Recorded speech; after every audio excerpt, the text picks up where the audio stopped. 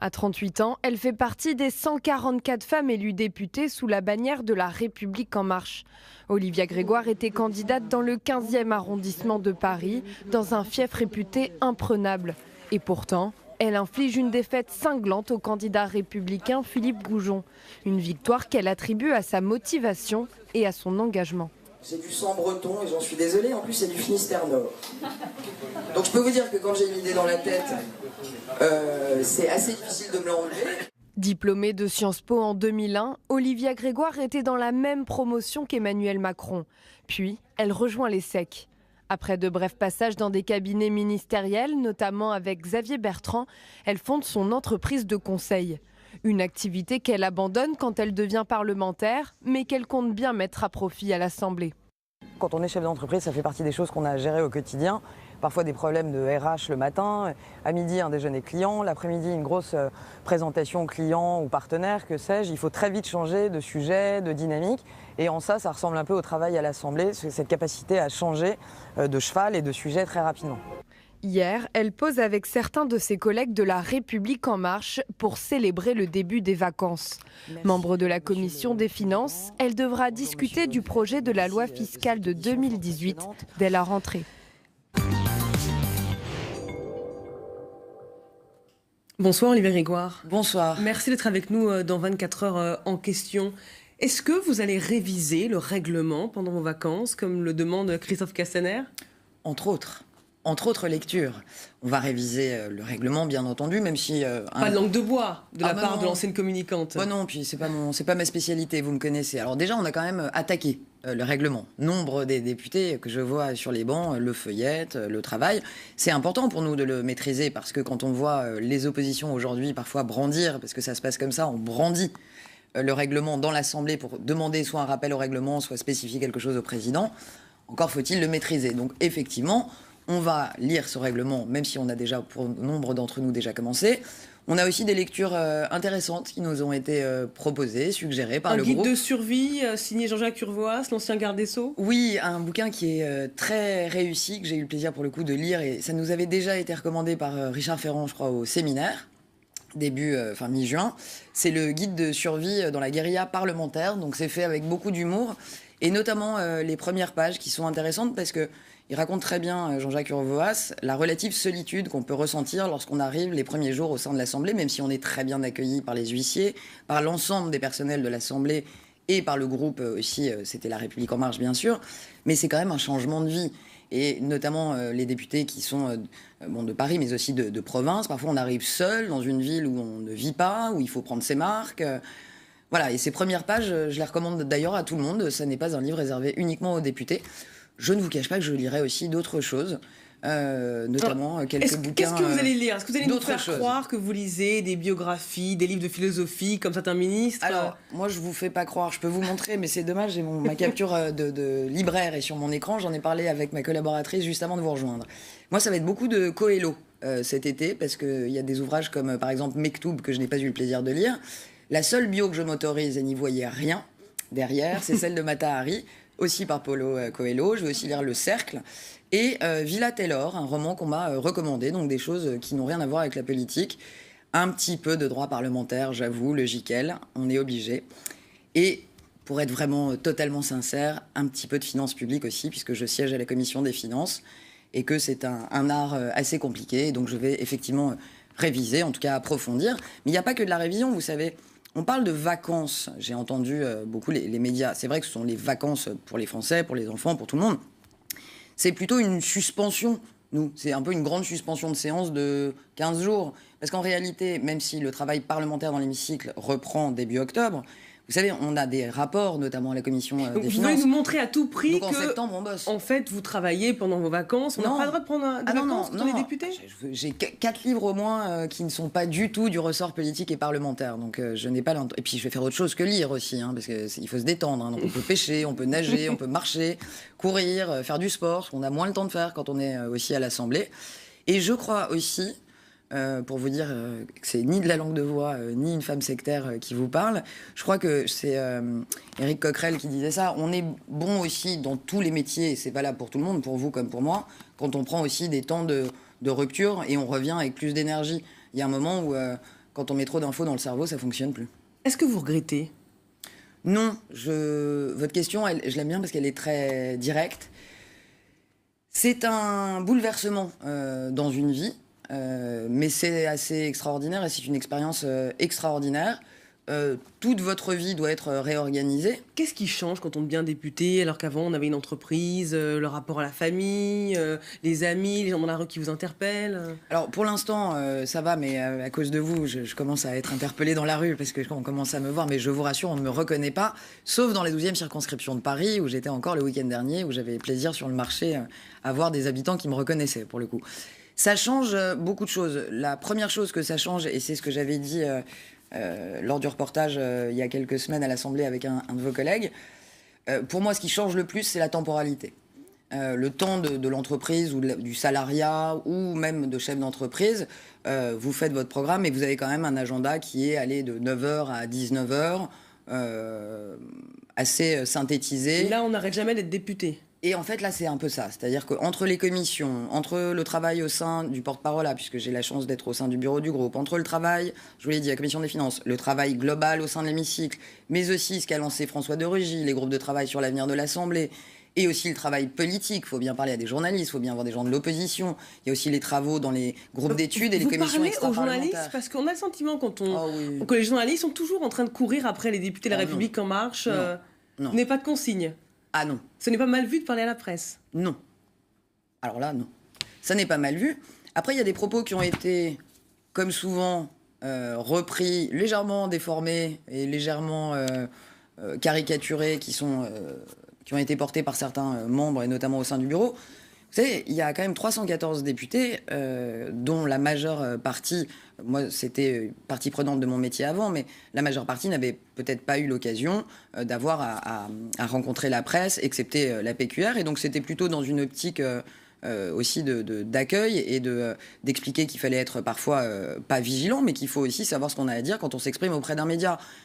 Faire des médias pour faire des médias, c'est jamais très intéressant, à commencer par les téléspectateurs. Donc c'était la seule... c'est pas une consigne, c'était plutôt un bon conseil.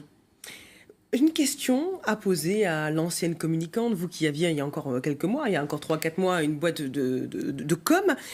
À l'heure où le chef de l'État est en train de décrocher dans les sondages et réfléchit à changer son mode de communication, quel conseil vous pourriez lui donner ? Oh là là, je me garderais bien de donner un conseil au chef de l'État. S'il vous le demandait, imaginons. Qui change pas une chose, ce qu'il est en train de faire. Et c'est de la com, c'est en matière de communication. Ça s'est passé techniquement sur le sujet du casier vierge, le fameux B2, en ce qui concerne l'inéligibilité des élus. C'est important pourquoi ? C'est que le président Macron et l'intégralité de la République En Marche, on n'a pas la science infuse. Et son attitude en témoigne. Vous voyez, il y a eu quelques couacs, il y a eu quelques erreurs qui ont été assumées, du gouvernement en matière de communication. Qu'est-ce qu'il fait, Emmanuel Macron ? Il y avait deux options. Il aurait pu faire le sourd et dire non, il n'y a pas de couac, on continue comme ça. Je vois pas où vous voyez des couacs. Cette assemblée s'en sort très bien. Parce que c'est vrai qu'elle s'en sort pas si mal, cette assemblée qui est très jeune. Pour l'instant, le président, il ne parle pas à la presse, à part une interview en plus écrite sur l'Europe. Mais le président a dit, juste pour revenir là-dessus, le seul conseil que je lui donnerais, c'est de ne rien changer à sa façon d'être. C'est-à-dire qu'à la République En Marche, on ajuste. Quand on fait une erreur, on reprend. Quand l'organisation n'est pas idoine, on est capable de le dire et peut-être d'ajuster certaines choses. Le casier vierge, ça n'était pas passé en première lecture, on y a retravaillé en CMP et la promesse est tenue. Vous savez, on n'a pas la science infuse, donc quand on sent qu'il y a des petits rodages ou des choses à améliorer, on le dit, on le fait. Et ça, c'est assez nouveau. Est-ce que le président qui est novice en politique, qui peut-être réfléchit à la manière dont il doit communiquer, est-ce qu'il doit sortir de son silence ? Et si oui, sous quelle forme ? Il sortira de son silence. Je n'ai aucune inquiétude là-dessus. Il sortira de son silence avec son empreinte et sa marque de fabrique, c'est-à-dire de façon différente. Donc pas une interview traditionnelle. Non. Faut pas l'attendre là où vous pensez qu'il sera, parce qu'il n'y sera pas. En revanche, soyez peut-être prêts à être étonnés par des prises de parole qui lui ressembleront et qui seront peut-être pas aussi classiques et formelles qu'habituellement. Et je pense qu'ils y réfléchissent. Mais il y a une chose que je voudrais dire, puisque vous me parlez de mon ancien métier. Ça pourrait être du Facebook Live, par exemple ? Ça pourrait être l'utilisation, effectivement, de méthodes plus orientées sur les réseaux sociaux et qui établissent un rapport direct aussi avec les Français. Vous savez, plusieurs fois, et c'est pas de la com, c'est la réalité, il l'a fait plusieurs fois. Il est descendu au standard répondre au téléphone à diverses reprises. Ce lien direct avec les Français, c'est quelque chose qui est, je pense, obsessionnel pour Emmanuel Macron. Donc je pense qu'il n'y a vraiment aucune inquiétude à avoir. Il va reprendre la parole et il va s'adresser directement aux Français selon des modalités qui seront, je pense, un peu innovantes. En revanche, il y a une chose qui me frappe. Vous me parlez, en tant que communicante, mon ancien métier. J'ai beaucoup lu Jacques Pilan, j'ai beaucoup travaillé sur la communication présidentielle. Ancien conseiller de François Mitterrand et de Jacques Chirac. Et Géry, s'il en est, dans l'expertise en matière de la communication politique. C'est Jacques Pilan qui avait théorisé cette parole rare, le silence en politique. Force est de constater que ça avait quand même relativement bien fonctionné avec M. François Mitterrand. Donc s'en inspire Emmanuel Macron. Non mais regardons les faits. Moi je suis historienne et communicante, mais je suis historienne. Regardons les faits. La mandature Sarkozy, la mandature Hollande. Vous aviez les journalistes du matin au soir, en permanence, en contact direct, et notamment la dernière mandature, avec le président. Ce qui a quand même entraîné des problèmes, je reviendrai pas dessus, mais notamment dans certains bouquins, où il y a eu quand même un certain nombre d'informations qui relevaient un petit peu du secret défense, qui ont été divulguées juste par le président de la République. Les Français ne supportaient plus cette attitude d'un président dont on avait le sentiment qu'il faisait plus de rencontres avec les journalistes qu'avec ses ministres ou qu'avec les Français. Ce que fait Emmanuel Macron, qui a quand même été hyper présent médiatiquement pendant la campagne, s'il y a bien un être politique qui n'a pas peur des médias et qui est plutôt féru de médias, c'est lui. C'est qu'il essaye, depuis qu'il est à l'Élysée, et vous en parliez avec intelligence juste avant de me recevoir, ça se travaille une stature présidentielle. Et ce silence, il est important parce qu'il permet aussi aux autres de s'exprimer. Emmanuel Macron, il a beaucoup de charisme. Il faut que le gouvernement existe. Il faut que les ministres existent. Et vous ne pensez pas qu'à l'heure où il y a un décrochage dans plusieurs sondages, non. Vous ne pensez pas que les Français ne sont pas dupes de ce contact direct avec les Français, mais sans contradicteur, sans questions gênantes posées par des journalistes? Je ne pense pas que ce sera la règle qui sera la sienne. En revanche, pareil, vous me posez la question, donc je pense que ça n'est certainement pas quand après à peine 3 mois, à peine 100 jours, puisque nous n'y sommes pas encore, sortir pour commenter l'actualité et les sondages serait pour moi la plus grosse des erreurs. Et puis, je vais vous dire une chose, ils décrochent. J'entends ça matin, midi et soir. J'adore les sondages, j'en ai mangé pendant des années dans ma vie et c'est un élément indispensable pour une bonne stratégie de communication. Mais je ne vais pas répéter ce que d'autres disent mieux que moi, on ne gouverne pas avec des sondages. Certains l'ont fait, je vous ai cité les anciens présidents. Souvenez-vous des affaires Sarkozy et les sondages. Donc quand un ministre proche de Emmanuel Macron nous dit il s'en fout des sondages, c'est vrai ? Non, je ne pense pas qu'il s'en foute des sondages. Je pense qu'il les lit, qu'il les regarde. Mais je pense que ça n'est pas le gouvernail qui lui permet de prendre ses décisions. En revanche, c'est faux de dire qu'il s'en fout. Il est extrêmement à l'écoute et attentif au pouls de l'opinion. Mais rappelez-vous de ce qu'il a dit au Louvre. Moi, je me rappelle tous les matins. Tous les matins, il nous a demandé de se rappeler pourquoi on était là, à nous, les députés nouvellement élus. Tous les matins, je me répète cette phrase. La tâche qui nous attend est immense. On est, à mon sens, aujourd'hui, dans un temps un peu de suspension de l'opinion. L'opinion attend de voir ce que va faire le gouvernement et le président de la République. Il décroche maintenant. Peut-être qu'après les réformes que d'autres ont promis mais n'ont jamais fait, il est possible qu'il remonte. Il se dit que Christophe Castaner, le porte-parole du gouvernement, qui sait parler aux députés, les cajoler, a plus d'autorité que le président du groupe, Richard Ferrand. C'est lui le vrai patron, Christophe Castaner ? Je crois pas. Oui, il a une forme de charisme. Oui, il nous a cajolés. Oui, il a aussi une expérience au même titre que Richard Ferrand qui est importante pour nous parce qu'il nous donne des bons conseils au niveau aussi de politique, mais etc. Mais il est critiqué, on dit qu'il est cassant, qu'il est autoritaire, qu'il n'est pas assez à l'écoute, pas assez présent. Là-dessus, je vais tenir ma ligne et je trouve que ce qui est justement intéressant, c'est la double présence et le double soutien à des niveaux différents et sur des actions différentes et du porte-parole du gouvernement et de Richard Ferrand. Je l'ai dit dans la presse, ça a été raillé, mais comme ça a été raillé, je vais le redire. C'est comme un capitaine. Richard Ferrand, c'est un capitaine. Un capitaine, quand il reçoit ses équipes et qu'on est à la mi-temps et que l'équipe est sur un match très important, c'est pas celui qui va vous dire vous êtes extraordinaire, vous étiez les meilleurs, vous êtes formidables. C'est celui qui, pour booster les troupes et pour gagner, va aller te secouer le landerneau en disant toi t'étais pas bon, là il faut être meilleur. Richard Ferrand, c'est le capitaine de ce bateau. C'est Aimé Jacquet, vous l'avez comparé. Je l'ai comparé à Aimé Jacquet, que j'aimais beaucoup et qui, en 98, pour avoir suivi nombre de matchs, puisque j'aime le foot, on m'a aussi critiqué à cause de ça, Aimé Jacquet n'était pas le plus aimable. Et nombre de médias, d'ailleurs, souvenez-vous, critiquaient Aimé Jacquet, qui ne parlait pas à la presse, il n'était pas aimable, il était cassant. En attendant, il a amené à la victoire. Richard Ferrand, il hérite d'une présidence de groupe. On n'a jamais vu un groupe aussi nombreux, avec des gens extrêmement différents, des femmes et des hommes qui viennent d'horizons extrêmement différents. Et donc c'est qui les Zidane et les Dugarry alors, dans La République En Marche? Oh, il y en a. Si je ne vais pas donner des noms, ça va faire des jaloux. Mais en revanche, je peux vous assurer qu'il y en a. Et moi, il y a plusieurs députés plus jeunes que moi. Vous rappeliez que j'ai 38 ans. J'ai autour de moi des députés beaucoup plus jeunes qui vraiment m'ont impressionné. Je vais peut-être en citer un ou deux. Allez. Bravo, parce qu'on a les trains qui arrivent à l'heure n'intéressent pas beaucoup et on le sait, mais les deux vice-présidents et notamment Sacha Houlié, 28 ans, vice-président de l'Assemblée nationale, la façon dont il a tenu les débats avec des oppositions qui étaient quand même un peu chahutantes, voire vociférantes, bravo. Bravo à Aurélien Taché, qui lors de la première semaine dans l'hémicycle a fait bouger la ministre Muriel Pénicaud sur les indemnités au prud'homme. Il y a quand même au sein de ce groupe un certain nombre de députés qui travaillent, qui portent leur sujet. Bravo à Yael Pivet qui a porté la réforme de la loi confiance. Enfin, voilà il y a quand même pour les bons points. Moi, j'ai une question à vous, une autre question à vous poser. Vous avez fait Sciences Po, l'ESSEC, on l'a dit, vous avez créé votre entreprise, vous incarnez cette France qui va bien, qui s'est inscrite dans la mondialisation. Est-ce que vous êtes à même de pouvoir comprendre cette France qui est à 5 € près? Alors oui, on est à même. L'avantage des études aussi, c'est que ça vous permet d'être à même de distinguer les caricatures. Vous savez, c'est pas parce qu'on a fait Sciences Po et l'ESSEC, parce qu'on le dit pas souvent, mais j'ai aussi commis l'ESSEC, qu'on est forcément dans le bon train de la mondialisation. Enfin, je veux dire, tout ça, c'est aussi le fruit d'un travail. Je parlais de Sacha Houlié il y a quelques minutes. Sacha vient d'un milieu extrêmement populaire. Moi, je viens d'un milieu extrêmement populaire. Mon père n'a pas fait d'études. Eh bien justement, je voudrais qu'on revoie cette séquence. C'était le 13 juillet à l'Assemblée. Le réalisateur François Ruffin, député de la France Insoumise, faisait une leçon. Oppose la réforme du Code du travail aux conditions de vie des travailleurs, notamment des couturières du groupe LVMH. Il a filmé 24 mois et dont il estime pouvoir porter la parole. Et votre réponse à l'Assemblée a été cinglante. On va la regarder ensemble, cette séquence. Je voudrais vous faire part, chers collègues, d'un trouble.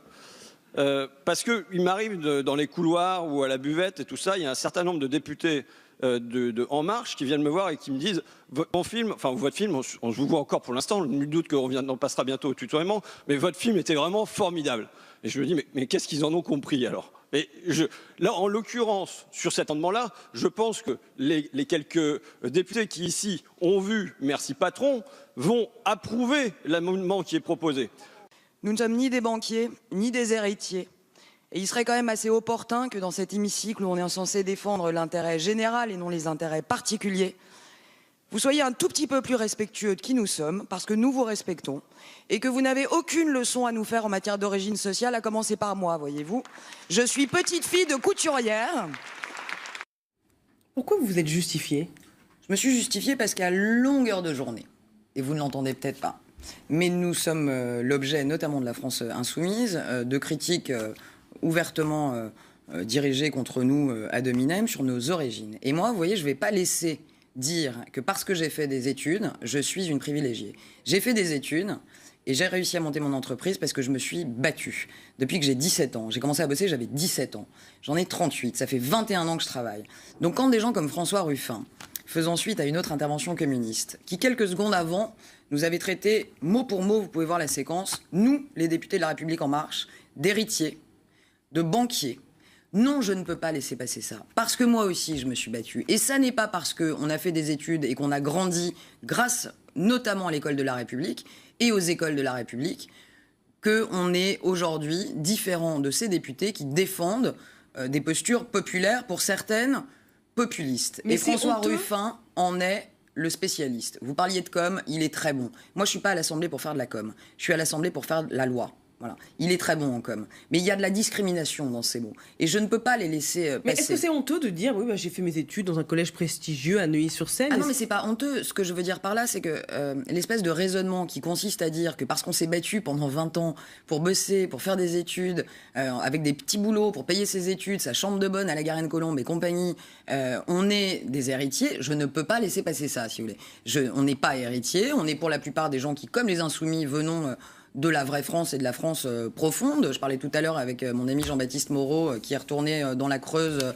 auprès de ses vaches allaitantes qu'il regarde depuis l'hémicycle avec sa webcam. Donc Si ces gens-là sont des héritiers, à ce moment-là, je comprends plus. Mais quand bien même, quand on regarde ce qui se passe aux États-Unis, voilà, Donald Trump, alors je ne sais pas si c'est un bon exemple, mais prenons-le quand même. C'est un milliardaire, un héritier qui a su parler aux classes populaires. On a le droit d'être de milieu aisé et puis de vouloir faire de la politique. Oui, mais on a totalement le droit. Mais moi, par rapport à mon ADN et mon identité, c'était pas vrai. Alors quand vous entendez, allez, 2, 3, 4 heures de salve sur vous êtes des riches, vous êtes des privilégiés, il y a un moment où non. Vous savez, cette espèce de suspicion de nous avons eu la vie facile. Mais qui sont-ils pour estimer qu'on a eu la vie facile? Moi, je qualifie pas la vie de François Ruffin, je sais pas s'il a eu la vie facile. Comment il a fait pour tourner son film? Que faisaient ses parents? Quel est l'état de sa fortune personnelle? Je sais pas. J'ai même pas regardé ça. Moi, ce que j'écoute, c'est François Ruffin quand il fait des propositions, le sens de ses propositions, pas son arbre généalogique. Je voudrais vous faire réagir à une polémique que vous avez déclenchée sur les réseaux sociaux en commentant le transfert de Neymar au PSG. Je cite, « Ça joint l'utile à l'agréable. Au-delà d'être un grand footballeur, Neymar est un super bel homme. Et pour les femmes qui regardent le foot, c'est aussi un plaisir de voir Neymar arriver. » Vous avez été accusé de sexisme, de réduire le football au physique des joueurs. Vous assumez toujours vos propos ? Ah oui, mais vous voyez par là même que quand on fait pas de langue de bois, parfois, ça fait le buzz. C'était pas recherché, mais ça a été l'effet obtenu. C'était un matin, ça venait d'arriver. Votre collègue me dit « Est-ce que ça vous dérange qu'on vous pose une question ?» Gentiment, je dis non, je suis fan de foot. On n'a plus le droit de rien dire. J'ai le sentiment que c'est un peu vrai. Alors après, j'ai pris le temps quand même d'expliquer. Moi, j'aime bien échanger sur Twitter, donc j'ai quand même pris le temps d'expliquer à ceux qui avaient mal compris que je regardais le football, je regardais la Ligue 1, je comprenais même les règles du football, le hors-jeu, tout ça, c'est incroyable. Mais qu'accessoirement, au-delà d'être une députée, j'étais toujours une femme. Et que si dire d'un homme ou d'une femme qu'il est beau ou qu'il est belle est un propos sexiste, alors il est vrai que ça devient un petit peu compliqué. J'ai quand même pris le temps d'expliquer à ceux qui pensaient que le propos devait être avait été mal compris. L'autre chose, c'est que c'est vrai qu'on est un peu... alors je sais pas si c'est la fatigue, l'été ou autre, mais on a le sentiment qu'on parfois on peut plus dire grand-chose. Est-ce que c'est le diktat du politiquement correct ? Sur des réactions comme celle-ci, oui, puisque j'avais vraiment pris le temps de dire je suis très heureuse pour la Ligue 1, je suis heureuse pour le PSG. Il vous aura pas échappé que je suis élu de Paris en plus, donc j'ai le droit de m'intéresser à la vie du PSG. Bon, estimer qu'en plus c'est un grand sportif et que c'est plutôt agréable de le voir marquer des buts.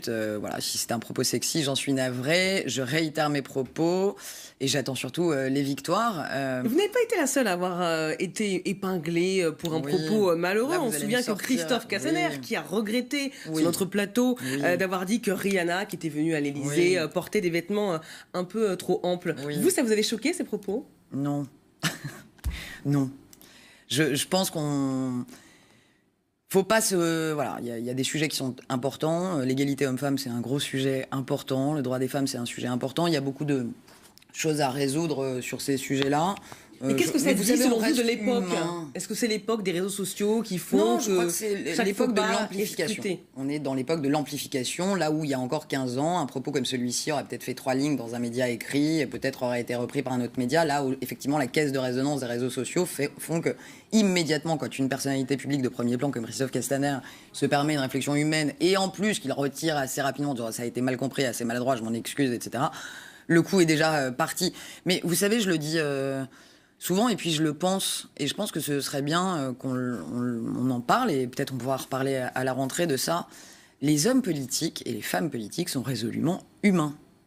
Nous ne sommes pas des droïdes du jour où nous rentrons dans l'hémicycle. Je suis restée une jeune femme de 38 ans, qui aime la vie, qui apprécie la beauté du monde. Alors si être députée, c'est se mettre un casque, devenir moche, et ne pas observer la beauté du monde, et juste...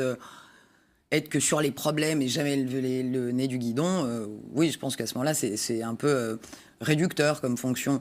Voilà, on est aussi des hommes et des femmes. Et quel bilan vous faites après plusieurs bienveillance, semaines ? un peu d'indulgence. Voilà, un peu d'indulgence. Je fais ce bilan-là, je fais un peu d'indulgence. Je suis fière du travail qu'on a mené avec la majorité au sein de l'hémicycle. Je suis fière, et on peut être fiers tous, des 6 textes qui ont été passés, et non des moindres, enfin qui concernent quand même juste la réforme du Code du travail, la transparence en matière de vie politique. Mais pour vous, est-ce que vous vous dites... Je suis extrêmement fière du travail je suis tombée dans la politique et je me vois faire ma carrière en politique. On tombe amoureux, mais on tombe pas dans la politique. Moi, j'ai toujours été intéressée par la politique. Je me suis toujours intéressée, c'est pour ça que j'ai fait de l'histoire, c'est pour ça, toute petite. Donc non... On épouse peut-être en partie la politique, mais c'est un choix. Et c'est quand même un métier, et c'est ce qui me frappe s'il fallait tirer une sorte de conclusion de ces premiers mois, premiers pas. C'est un métier qui est un peu ingrat pour certains aspects, parce que c'est un métier dont l'intégralité du temps est tournée vers les autres. Et c'est vrai qu'après 25 ans, 30 ans de vie politique un peu déstabilisante et parfois violente et un peu décevante pour certains et certains acteurs, la confiance, elle est profondément délitée, l'abstention à parler et l'a prouvé. Et c'est vrai c'est beau la politique en vrai, c'est dur mais c'est beau. Et l'objectif aussi, c'est de réexpliquer, de réinsuffler de l'envie dans le champ politique. Et c'est ça qui est dur, c'est qu'on paye, nous, et c'est normal, hein, des additions qui ont été laissées par d'autres, qu'on va continuer à payer pendant quelques années. Ça n'est pas grave, on le savait, la tâche qui nous attend est immense. Mais j'aimerais qu'on arrive dans ces 5 ans à faire pivoter, si vous voulez, cette espèce de suspicion permanente, de culpabilité qui est assez légitime, vers une suspicion ou un a priori de confiance plutôt que de défiance. C'est un job où du matin au soir, vous bossez pour les autres, que ce soit dans votre circonscription ou au plan national.